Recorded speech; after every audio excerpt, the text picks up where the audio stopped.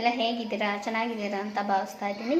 ಇವತ್ತು ನಾನು ಬೇಗ ಕ್ವಿಕ್ಕಾಗಿ ಈಸಿಯಾಗಿ KFC ಪಾಪ್ಕಾರ್ನ್ ಹೇಗೆ ಮಾಡೋದು ಅನ್ನೋದನ್ನು ತೋರಿಸ್ಕೊಡ್ತಾ ಇದ್ದೀನಿ. ಬನ್ನಿ ಅದು ಹೇಗೆ ಮಾಡೋದು ಅಂತ ತಿಳ್ಕೊಳ್ಳೋಣ. ನಾವು KFC ಚಿಕನ್ ಪಾಪ್ಕಾರ್ನ್ ಮಾಡೋಕ್ಕೋಸ್ಕರ ನಾನು ಅರ್ಧ kg ಚಿಕನ್ನ ನೀಟಾಗಿ ತೊಳೆದು ಕ್ಲೀನ್ ಮಾಡ್ಕೊಂಡಿದ್ದೀನಿ. ಈಗ ಇದನ್ನು ಮ್ಯಾರಿನೇಟ್ ಮಾಡೋಣ.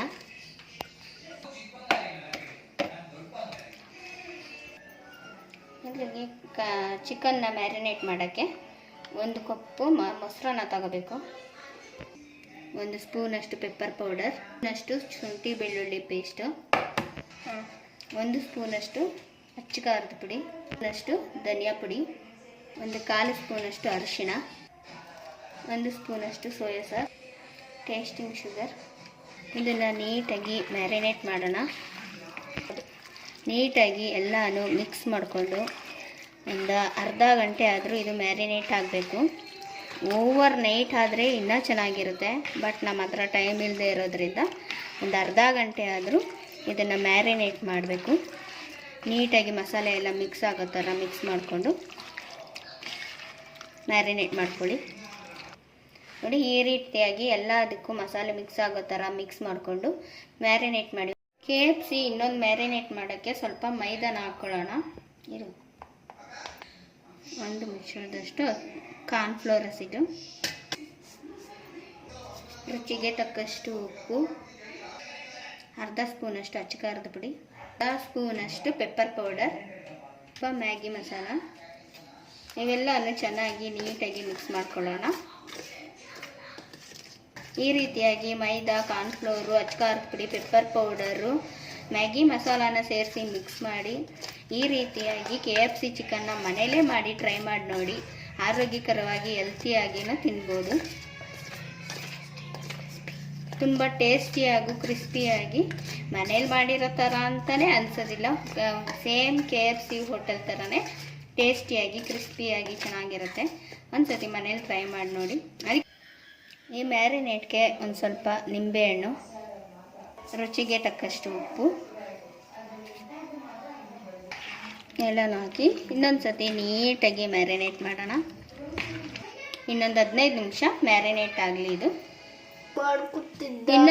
ಇನ್ನೊಂದು ಬೌಲಲ್ಲಿ ಕೋಟಿಂಗ್ಗೋಸ್ಕರ 1 ಮೊಟ್ಟೆನ ಒಡೆದು ಈ ರೀತಿ ಮಿಕ್ಸ್ ಮಾಡ್ಕೊಳ್ಳಿ. ಇದು ಡಬಲ್ ಕೋಟಿಂಗ್ಗೋಸ್ಕರ. ಈ ರೀತಿಯಾಗಿ KFC ಚಿಕನ್ನು, ಕಬಾಬು, ಪಾಪ್ಕಾರ್ನು ಹೇಗೆ ಬರುತ್ತೆ ಅಂತ ನೋಡೋಣ ಬನ್ನಿ. ನೋಡಿ, ಈಗ ಅರ್ಧ ಗಂಟೆ ಇದು ಮ್ಯಾರಿನೇಟ್ ಆಗಿದೆ. ನೋಡಿ, ಈ ಮಿಕ್ಸಿಂಗ್ ಜೊತೆ ಕೋಟಿಂಗ್ನ ಮಾಡಿ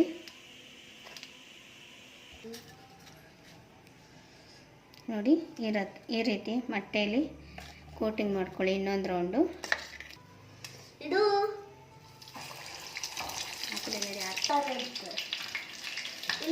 ನೋಡಿ. ಈ ಮಕ್ಕ ನೋಡಿ, ಈ ರೀತಿ ಸೇಮ್ KFC ಪಾಪ್ಕಾರ್ನ್ ಥರನೇ ಬಂದಿದೆ. ನೋಡಿ, ಮನೇಲಿ ಒಂದ್ಸತಿ ಟ್ರೈ ಮಾಡಿ ನೋಡಿ. ಇಷ್ಟ ಆದರೆ ಲೈಕ್ ಮಾಡಿ, ಕಾಮೆಂಟ್ ಮಾಡಿ, ಸಬ್ಸ್ಕ್ರೈಬ್ ಮಾಡ್ಕೊಳ್ಳೋದಂತೂ ಮರೆಯೋಕ್ಕೆ ಹೋಗಬೇಡಿ. Thanks for watching. ನೋಡಿ, ಈ ರೀತಿ ಬರಬೇಕು. KFC ಚೆನ್ನಾಗಿ ಬೇಯಬೇಕು, ಅಲ್ಲಿವರೆಗೂ ಬೇಯಿಸ್ಕೋಬೇಕು. ನೋಡಿ, ಪಾಪ್ಕಾರ್ನ್ ರೆಸಿಪಿಗೆ ಚಿಕ್ಕ ಚಿಕ್ಕದಾಗಿ ಕಟ್ ಮಾಡಿಸ್ಕೊಂಡಂಥ ಪೀಸ್ಗಳನ್ನು ಕೋಟಿಂಗ್ ಮಾಡ್ತಾ ಇದ್ದೀನಿ.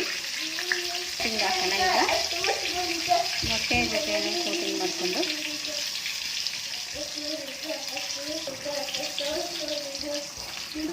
ಪುನಃ ಈ ಮೈದಾ ಹಸಿಟ್ಟಲ್ಲಿ ಇದನ್ನು ನೀಟಾಗಿ ಕೋಟಿಂಗ್ ಮಾಡಿ ಎಣ್ಣೆಯಲ್ಲಿ ಬಿಡೋಣ. ಈ ಸಣ್ಣ ಸಣ್ಣ ಪೀಸನ್ನು ಒಂದೊಂದೇ ಆಗಿ ಎಣ್ಣೆ ಒಳಗೆ ಬಿಡೋಣ.